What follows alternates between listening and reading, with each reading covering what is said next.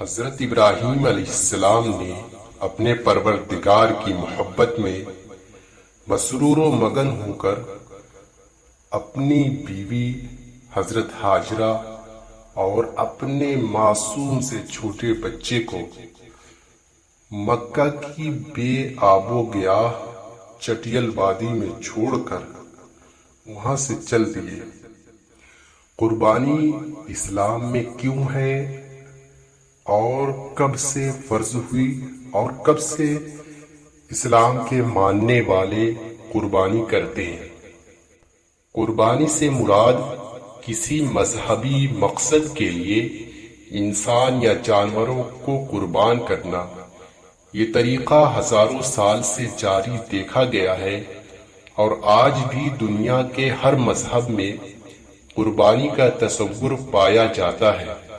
خاص طور پر مذہب اسلام میں یہ تصور پوری تابناکی کے ساتھ جاری ہے، جو حضرت ابراہیم اور اسماعیل علیہ السلام کی یاد کے طور پر پوری دنیا میں مسلمان ہر عید الاضحیٰ کے موقع پر مناتے ہیں۔ حضرت ابراہیم علیہ السلام اللہ کے حکم سے اپنے شہر عراق کو چھوڑ کر ملک شام میں آ کر رہنے لگے۔ اللہ کی طرف سے حکم ہوا کہ اپنی بیوی حضرت ہاجرہ علیہ السلام اپنے دودھ پیتے بچے کو ساتھ لے کر اب یہاں سے بھی نکل جاؤ۔ حضرت جبرائیل علیہ السلام آئے اور تینوں کو ساتھ لے کر چلے۔ راستے میں جہاں کہیں کوئی سرسبز جگہ نظر آتی تو حضرت ابراہیم علیہ السلام فرماتے کہ یہاں ٹھہرا دیا جائے۔ حضرت جبرائیل علیہ السلام فرماتے کہ یہاں ٹھہرانے کا حکم نہیں، منزل آگے ہے۔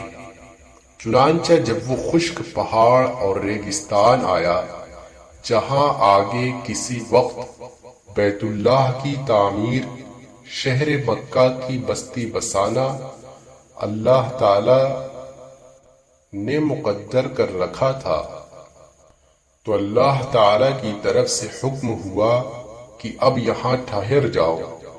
چنانچہ حضرت ابراہیم علیہ السلام اپنے پروردگار کی محبت میں مسرور و مگن اس ریگستانی بے آب و گیاہ چٹیل میدان میں اپنی بیوی اور بچوں کو لے کر ٹھہر گئے۔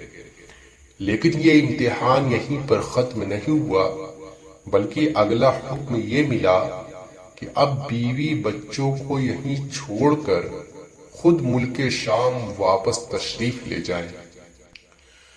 حضرت ابراہیم علیہ السلام اللہ تعالی کا حکم پاتے ہی اس کی تعمیل میں اٹھ کھڑے ہوئے اور واپس ملک شام روانہ ہو گئے، اور اس دوران اتنی تاخیر بھی گوارا نہیں کی کہ بیوی کو بتا دے کہ مجھے اللہ تعالی نے واپس ملک شام جانے کا حکم دے دیا ہے۔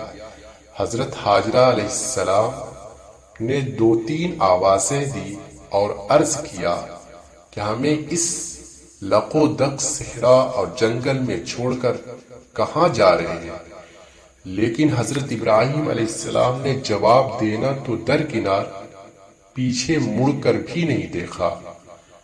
آخر حضرت ہاجرہ علیہ السلام بھی نبی کی بیوی اور نبی کی ماں تھی، اس لیے فوراً سمجھ گئی کہ لگتا ہے اللہ تعالی نے آپ کو اس کا حکم دیا ہے، اس لیے عرض کرنے لگی کیا اللہ تعالی نے آپ کو اس کا حکم دیا ہے؟ تو حضرت ابراہیم علیہ السلام نے فرمایا جی ہاں، اللہ تعالی نے مجھے یہ حکم دیا ہے۔ حضرت ہاجرہ علیہ السلام فرمانے لگی پھر اللہ تعالی ہمیں ضائع نہیں کرے گا، اللہ تعالی ہمیں برباد نہیں کرے گا۔ اب حضرت ہاجرہ علیہ السلام اپنے شیرخوار بچے کے ساتھ اس بیابان میں اپنا وقت گزارنے لگی۔ جب پیاس کی شدت نے آپ کو پانی تلاش کرنے پر مجبور کیا تو بچے کو کھلے میدان میں چھوڑ کر آپ صفا و مروہ کی پہاڑیوں پر بار بار اترتی چڑھتی رہی تاکہ کہیں پانی کے آثار نظر آ جائے یا کوئی ایسا انسان مل جائے جس سے پانی کی معلومات حاصل کر لی جائے۔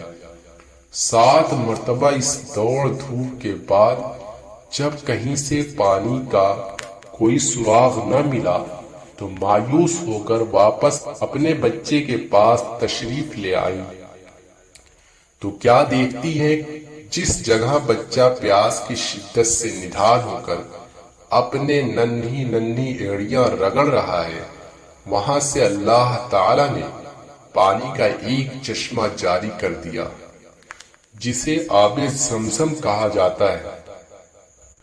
حضرت ہاجرہ علیہ السلام کا پانی کی تلاش میں صفا و مروہ کی پہاڑیوں پر 7 مرتبہ دوڑنا اس قدر پسند آیا کہ اسے اللہ تعالی نے قیامت تک حاجیوں کے لیے احکام حج میں ضروری قرار دیا ہے۔ آب زمزم کو دیکھ کر پہلے جانور آتے ہیں، پھر جانور کو دیکھ کر انسان آتے ہیں، اور اس طرح رفتہ رفتہ مکہ مکرمہ کی آبادی کا سامان ہو جاتا ہے اور ضروریات زندگی کی کچھ آسانیاں مہیا ہو جاتی ہیں۔ اور اس بیچ حضرت ابراہیم علیہ السلام کبھی کبھی اپنی بیوی اور اپنے ننھے بچے سے ملنے کے لیے تشریف لاتے۔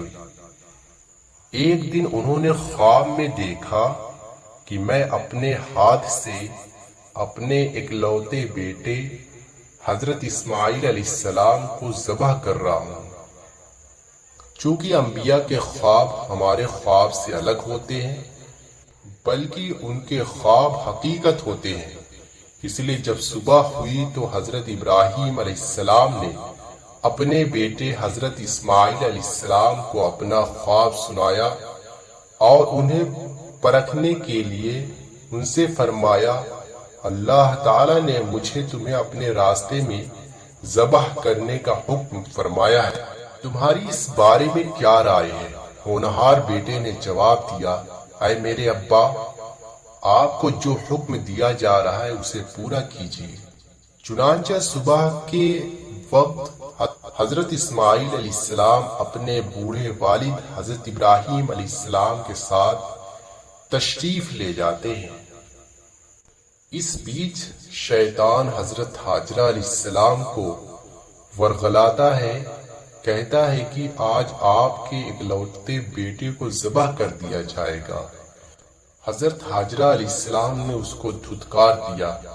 پھر شیطان اسماعیل علیہ السلام کے پاس آتا ہے، انہیں بھی ورغلاتا ہے، تو انہوں نے بھی اس کو دھتکار دیا۔ پھر حضرت ابراہیم علیہ السلام نے اپنے بیٹے کو پیشانی کے بل لٹا دیا۔ ہر باپ کا دل پگھل جائے گا، اسی کے لیے آپ علیہ السلام نے اپنی آنکھوں پر پٹیاں باندھ دی تاکہ اللہ کا حکم نہ ٹوٹے۔ اس کے بعد اللہ تعالی نے جنت سے ایک دمبا بھیجا جو حضرت اسماعیل علیہ السلام کی جگہ ذبح کیا گیا، اور اللہ تعالی کو اپنے اس محبوب بندے کا عمل اتنا پسند آیا کہ اللہ تعالی نے اس سنت کو قیامت تک کے لیے باقی رکھا اور اس کو اسلام کا ایک اہم حصہ قرار دیا۔ ایسی اسلامی تاریخ اور اس سے جڑی معلومات پانے کے لیے آپ ہمارے چینل کو سبسکرائب کریں۔